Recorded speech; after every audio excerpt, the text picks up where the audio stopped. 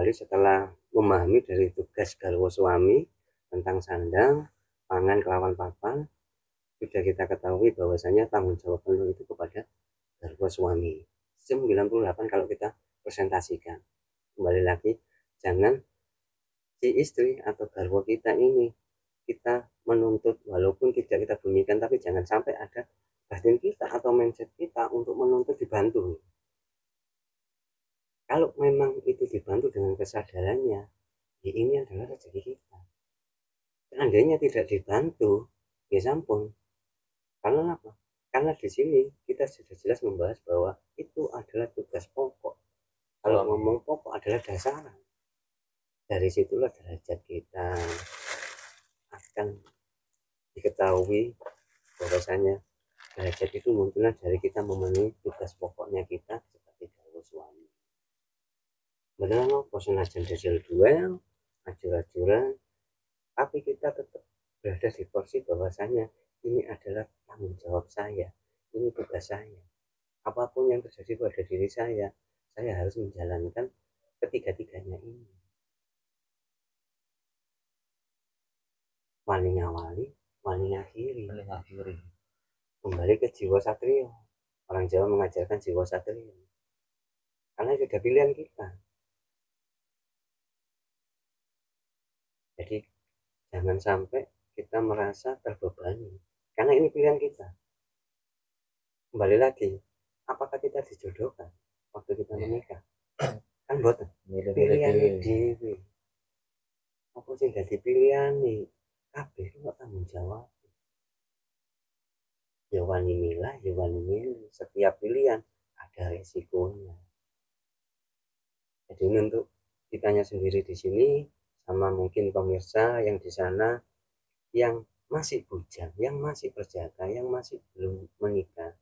Monggo kalau saran saya, satu, seperti yang kita pembahasan awal, kenapa banyak perceraian di sini? Karena kurang kedewasaan. Kedewasaan muncul dari mana? Masih kuat dengan egonya masing-masing. Kadang sedikit nek para sing bujangan tasik dereng sima, dereng oma-oma, dereng menikah. Sebenarnya kalau mau disiapkan itu bukan secara materi. Siapkan masalah mental, secara jiwa. Dan mental dan jiwa ini di mananya? Turunkan egomu. Kalau kamu sudah menurunkan egomu, carilah materi untuk biaya menikahmu. Di sini nanti akan muncul kedewasaan. Kalau masih ego, dengan sewu, kalau jamin malah banyak percekcokan sampai malah menjadi pernikahan ini putus di tengah jalan, mati cerai. Nah, kalau perceraian ini biasanya mengakibatkan kalau sudah punya anak, kasihan anaknya menjadi korban perceraian. Ya. Istilahnya hidup serumah, hidup bersama, bedanya dengan hidup berdampingan. Terus kembali modalnya itu sebenarnya yang satu adalah masalah mentalitas, jiwa, rohani, pembekalan, pemikiran-pemikiran bagaimana saya harus bisa hidup mempunyai garwo, pasangan. Kalau ego masih tinggi, saran saya jangan dulu. Daripada ini nanti malah membawa anak iwang. Kembali lagi, kita itu sebenarnya kalau menikah sudah menjadi bajingan, memisahkan anak kandung dengan orang tua lagi. Bisa lebih bajingan lagi kalau nggak bisa membahagiakan pasangannya garwa kita sendiri. Makanya kalau tidak bisa berarti bajingannya bajingan. Double ini. Apalagi kalau sudah menikah, amit sewu, sewu. Masih banyak orang itu menganggap istrinya itu hanya sebatas surat. Saya tahu mereka kekecewaan dengan seorang istri, tetapi dia tidak paham kalau dibalik. Seandainya si istri mengatakan, aku ya malas kalau jane aku itu ya lebih aku anakku nek bojoku lanang ala akeh. Ini sebatas surat. Seandainya kalau dilawan seperti itu, sama-sama mengatakan seperti itu, apa perasaan laki-laki? Tapi laki-laki seorang suami tidak pernah mengerti perasaan seorang wanita. Izin sewu, karena banyak pengalaman yang saya dengar cangkruk dimanapun.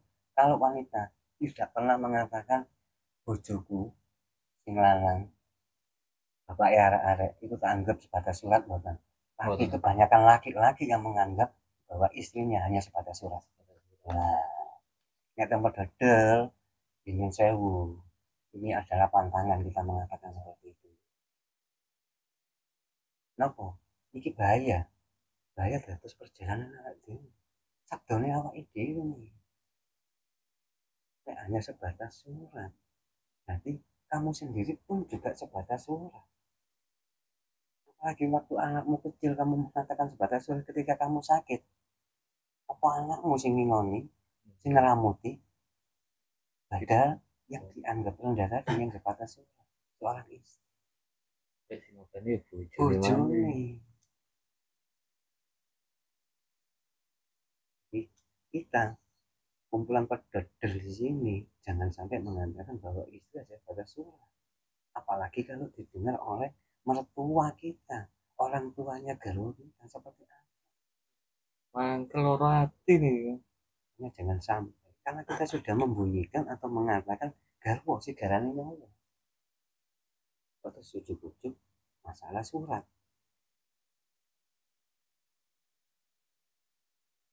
Kurang tepat ya kalau istilahnya disebut suami itu menganggap oh anak itu lebih penting daripada istrinya. Nggih, lebih mementingkan anak. Itu salah besar berarti itu. Nggih, kurang tepat sekali. Sangat kurang tepat. Nggih.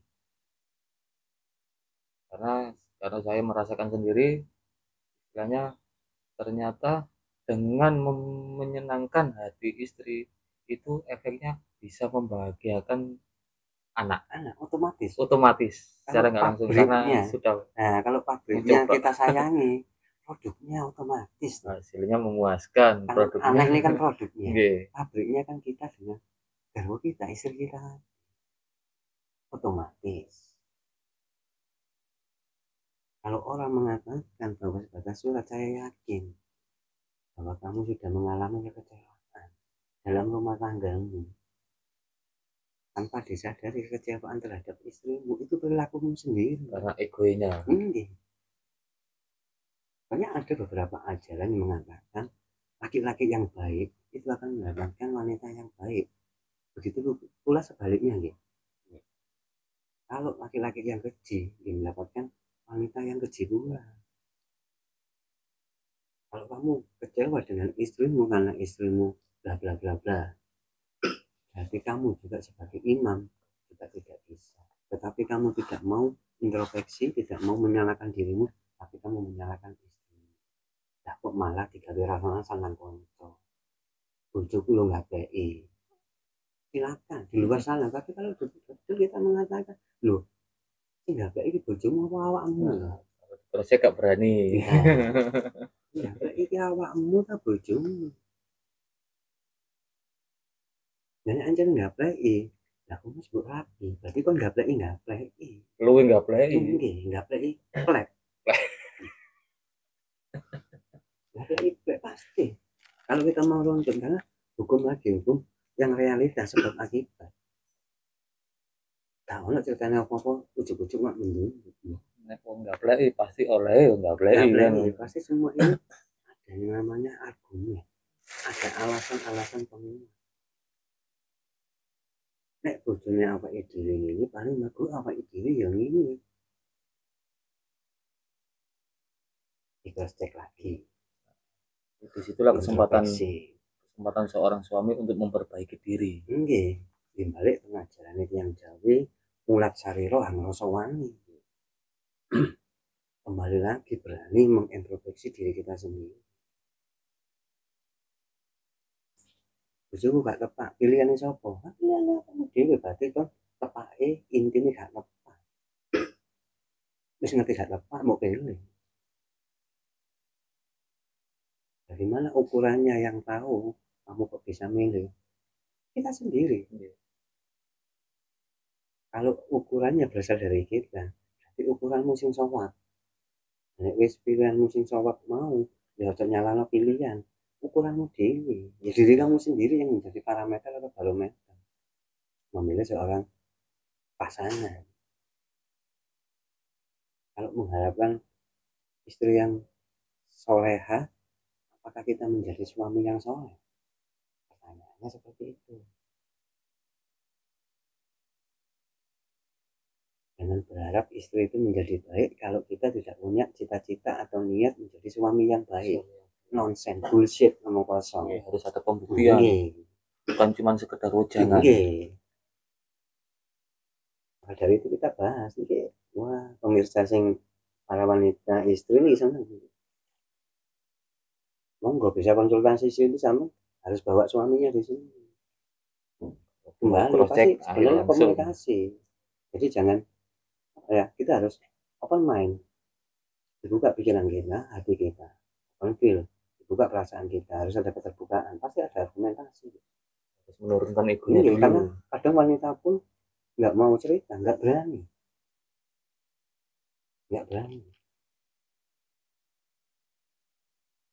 Memang kebanyakan gitu ya, kalau seorang istri itu memang jarang mau cerita, karena salah satu hal pasti dia ada rasa takut.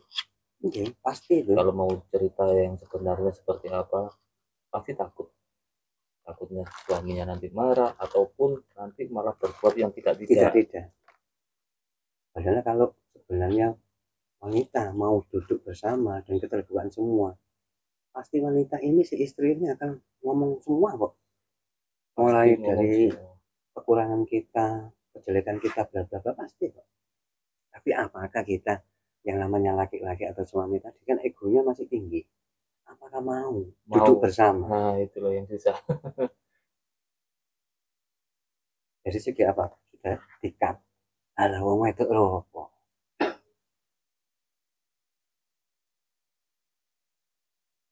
Padahal kalau kita belajar kembali di sini, di bedodol sini, tidak seperti itu. Kita kembali ke flashback seperti Raden Ajeng Kartini, mengangkat derajatnya wanita. Kalau kita tidak bisa mengangkat derajatnya wanita di dalam menjadi garwo, di dalam rumah tangga kita, Raden Ajeng Kartini aja berani mengangkat derajatnya seorang wanita, kita malah laki-laki kok tidak bisa mengangkat derajatnya wanita. Derajatnya laki-laki lebih rendah daripada derajatnya wanita. Apa ada ketakutan? Nah,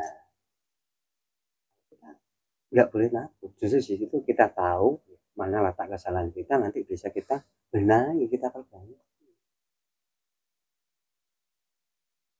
Yang penting harus ada kejujuran dulu kan. Kejujuran, komunikasi, ini mah yang harus kita selalu bahas dengan istri kita.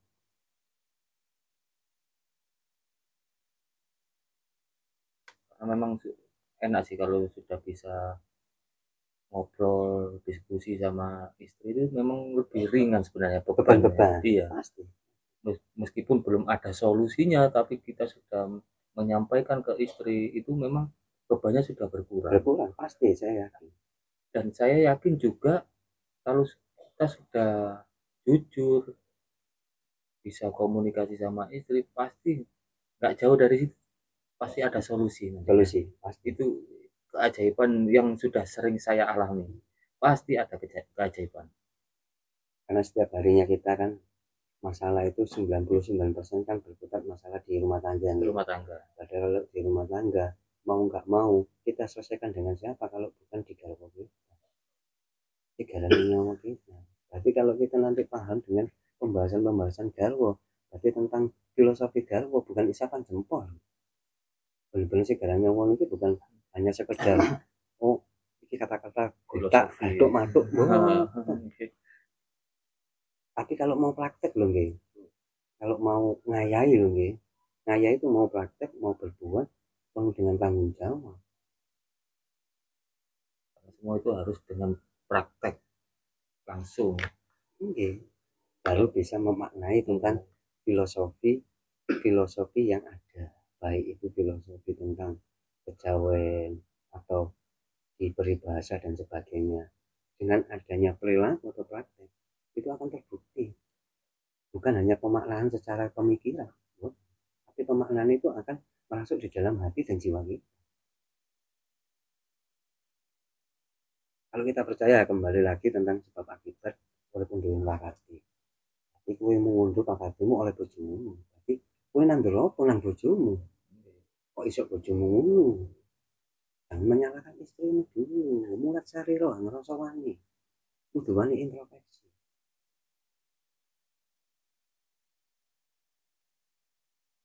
Kadang-kadang jangan salahkan kalau istri selingkuh misalkan kayak gitu. Nggih, Padahal aslinya awal mulanya pasti seorang suami yang kita melakukan sendiri, seperti itu, kita sendiri kok sebenarnya.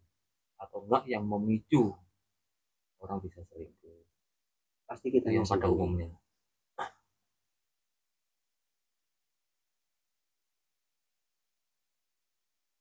Perlahan-lahan, pelan-pelan, kalem-kalem, kita benahi. Kesalahan-kesalahan kita benahi. Kembali seperti yang saya bicarakan atau kita ngobrol seperti ini bukan berarti kita itu sudah menjadi garwa suami yang baik, sing super, bukan. Justru karena kita merasa kekurangan, kita harus berani ngobrol di sini, diskusi di sini, supaya tahu. Tinggal berani nggak Nah, ini ada kejujuran di sini. kejentelan kan di sini, bentuk kejentelan. Andai kan saya memang nggak benar, tiba-tiba dengan acara ini istri saya mesti malah komen sendiri di situ. Mas ngomong apa sampean kedados? Pak ngomong apa sampean kedados?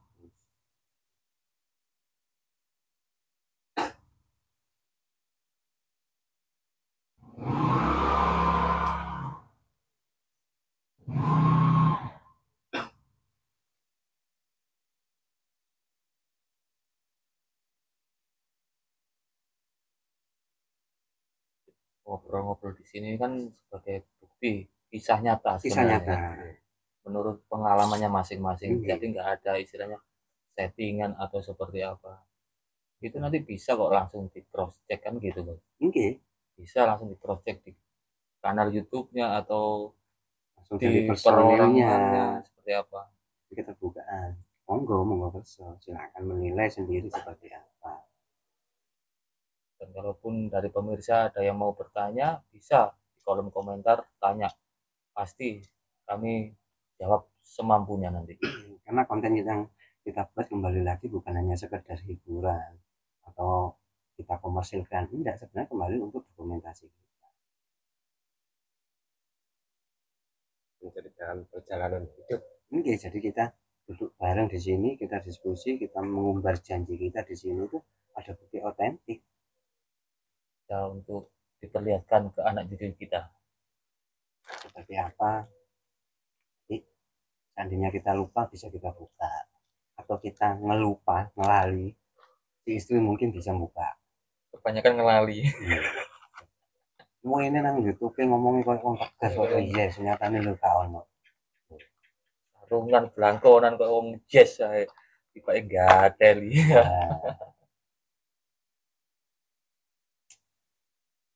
Kembali kepada kitanya sendiri sebagai garwa suami laki-laki atau ajaran yang mengatakan sebagai pemimpin atau imam itu tergantung kita.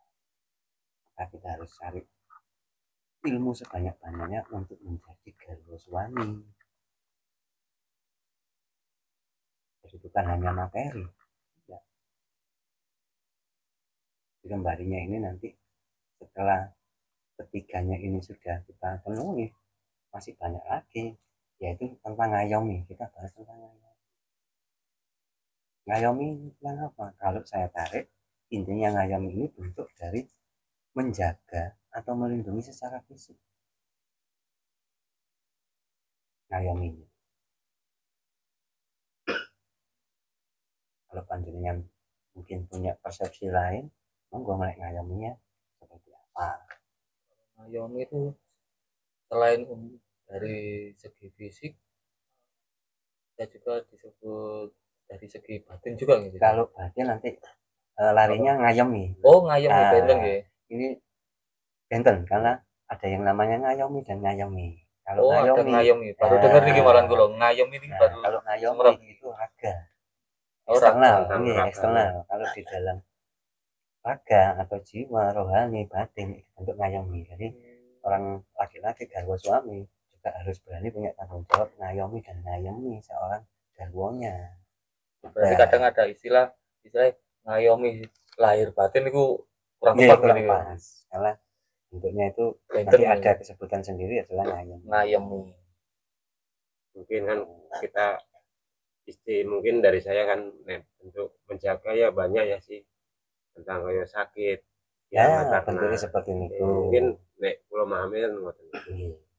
sakit mungkin minta diantar ke dokter, kita harus Langsung bisa mungkin harus sikap. langsung kita bawa ke dokter. Intinya kalau saya mungkin kalau ini ada sakitnya istri bang, Ketika istri capek pijat langsung kita tawarkan diri. berobat atau kebiayaan. Kalau ngayeminya kita bahas, ngayemi yaitu bentuk secara batinnya. Artinya itu berarti bentuk perhatian. Minimal kita belajar tutur kata dulu. Tentang apa? Positive speaking. Berikan kata-kata manis, kata-kata manja, kata rayuan. Ojo pas pacaran kok. Beb sudah makan. Loh, ketika sudah menjadi garwonya, aku mangan bangga gak ngurus. Gitu. Penawaran kecil itu kan tentang mau makan, tawari. Itu bentuk ngayem itu tentang di situ minimal dengan kata-kata.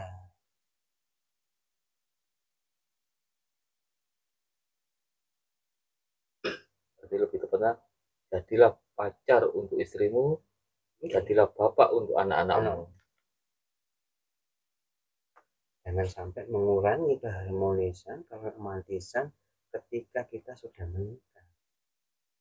Tantangan berat bagi kelompok order.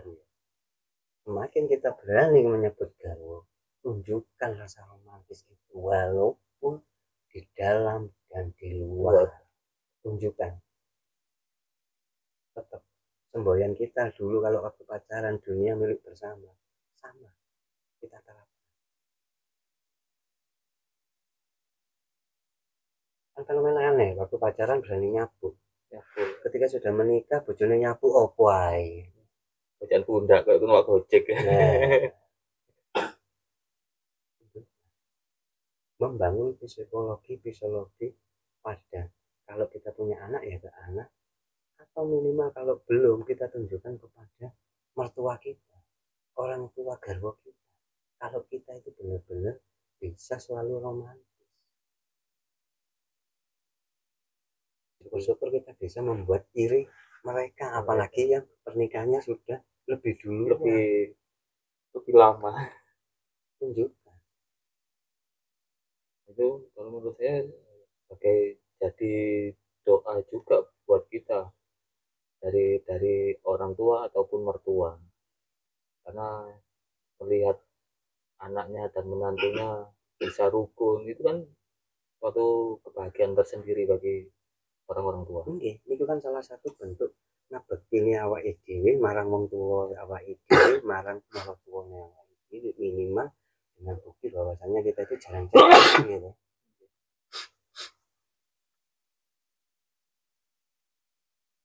Ya ada ngayomi dan ngayomi. Kalau ngayomi yaitu di luar dalam arti pada rakyat, wujud jasad, melindunginya.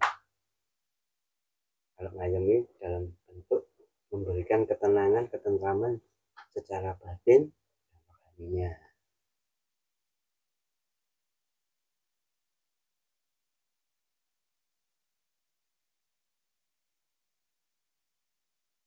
Ini apa? Ini tugas-tugas mungkin yang kita bahas, yang kita ulas, yang kita diskusikan di sini, poin-poin atau pokoknya.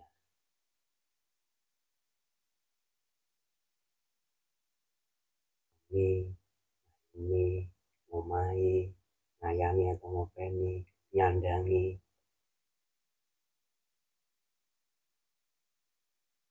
ngugemi. Nah, kita bahas masalah ngugemi ini sebuah ungkapan atau janji. Terus kita ugemi. Kalau kita memang dari beragama, pasti semua agama kan diikat oleh janji atau akad nikah. Seperti apa? Kalau lupa, buka bukunya, ada kok. Buku-buku masalah sebelum kita menikah kan dikasih. Kalau lupa, buka, bisa buka lewat buku secara fisiknya atau bisa lewat soft copy-nya internet Google, silakan baca lagi seperti apa. Itu ikrar loh.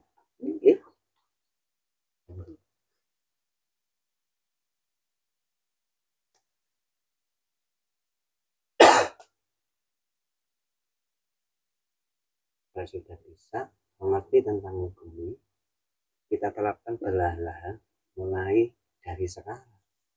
Jangan menunggu besok dan besok, malah menambah beban kita untuk melaksanakan yang lainnya tadi. Karena semua itu kan nggak bisa langsung dikerjakan serentak, nggak bisa. Harus pelan-pelan mengikuti alurnya aja. Kalau Jawa ini step by step, tahapannya.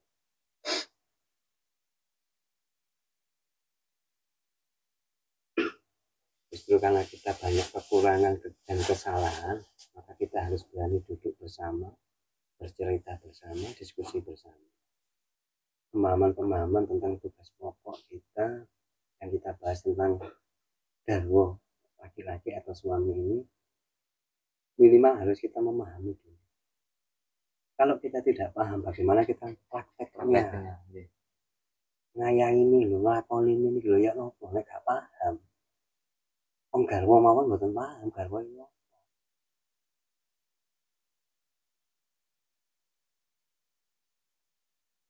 Nek wis ro garwa tapi gak tahu tentang tugasnya, kewajibannya, terus piye?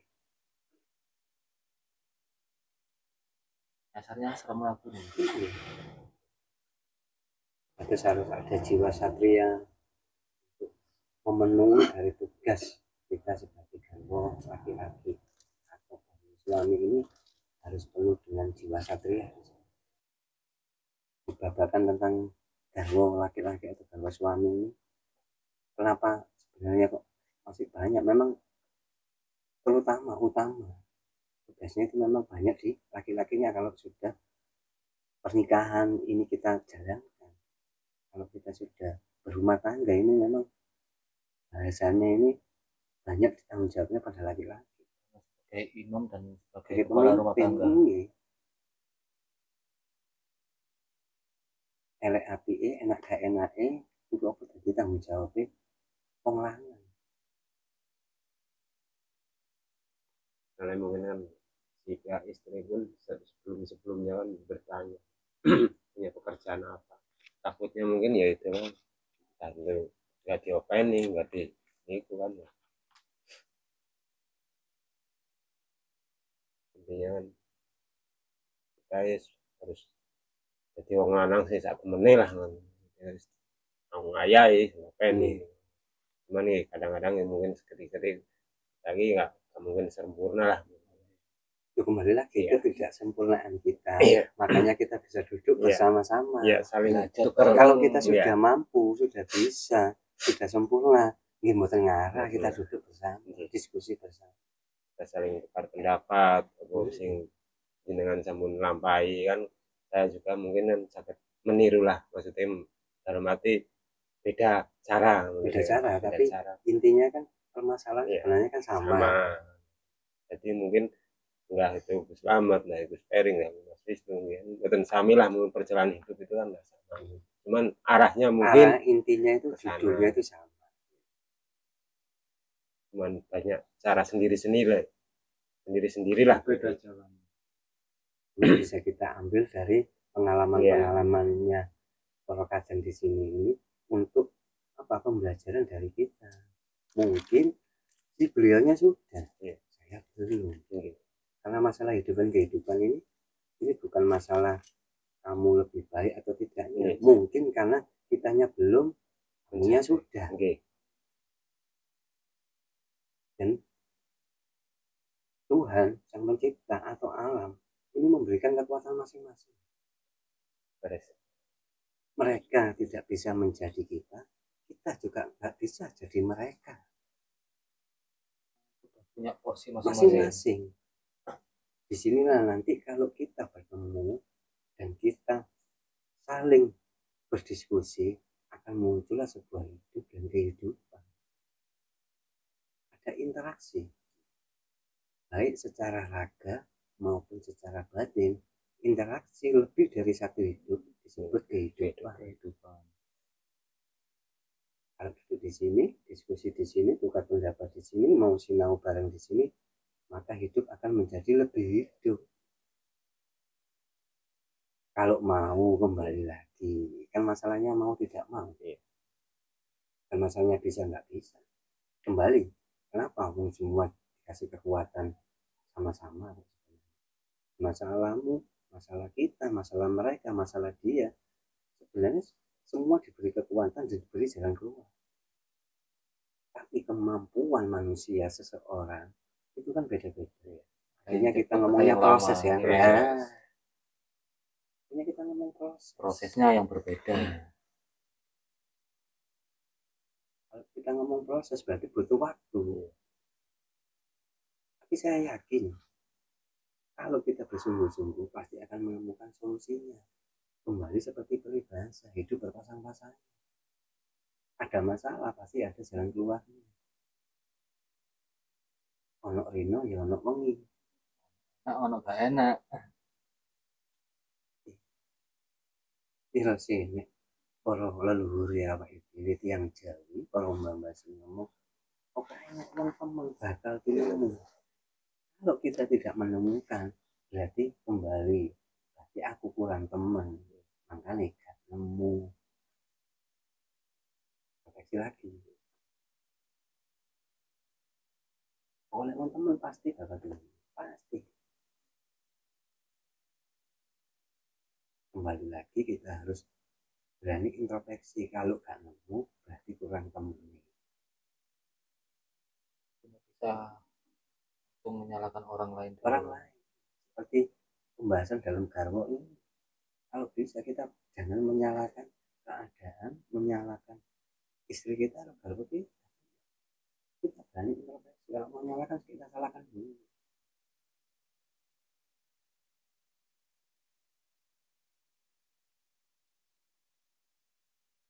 Tapi kalau lama-lama kita sudah tahu masalah ini, dia saling berani mengakui salahnya, royokan.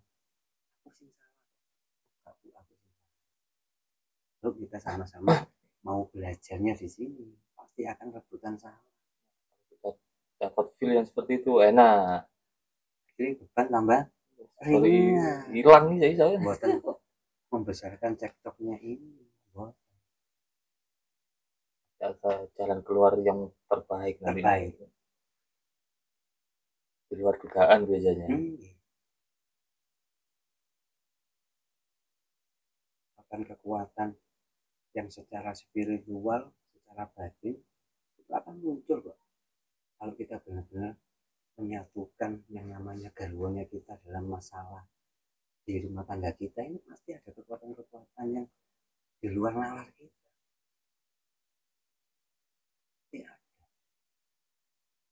Entah itu memang dari kekuatan garwo kita sendiri atau dari para leluhurnya garwo kita nggak tahu.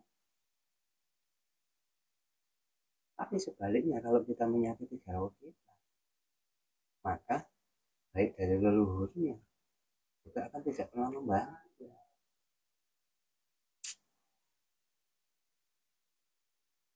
Jadi munculnya lagi kembali seperti pembahasan awal, hanya butuh tentang keberanian untuk menjalankan. Supaya mau atau tidak mau ini akan terjawab.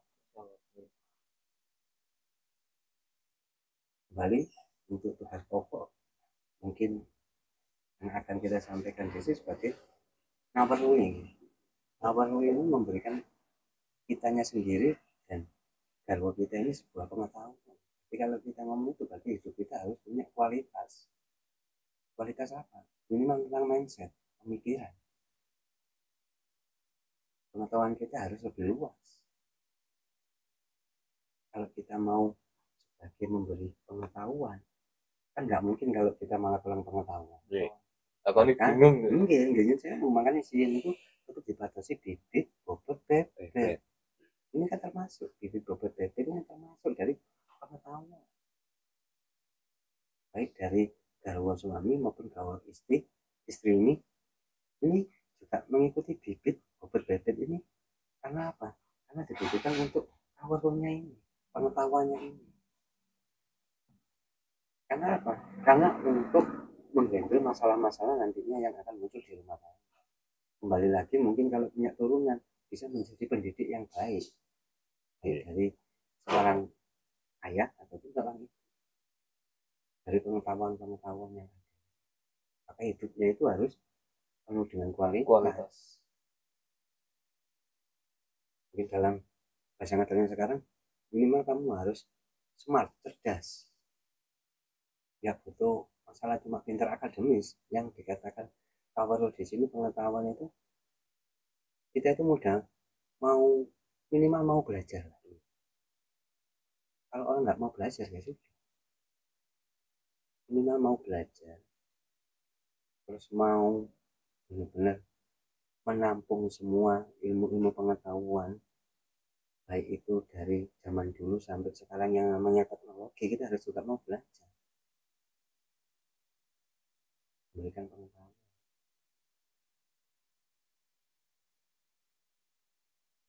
Nah itu juga penting. Teknologi penting buat anak-anak kita. Iya. Jadi garwo kan juga nanti senang ketika kita sudah mengetahui, memang kita sudah mampu di situ. Maka jangan pernah berhenti belajar. Seorang garwo suami ini jangan pernah berhenti belajar. Harus belajar dan belajar dan belajar. Ada takoi datang ngadeng karo bojone. Ya akhirnya kalau dilokno bojone, jarine bojone kok Ketek, terus jahat. Oke. Lanjut stay tune di YouTube-nya nanti. Ikuti gitu, harus ikuti. Suruh istrinya suruh melihat di sini. Iya, ayo. ngetos. Iya, kumpulannya memang pegel, tapi yang kita bahas kapan ngawur. Rusak.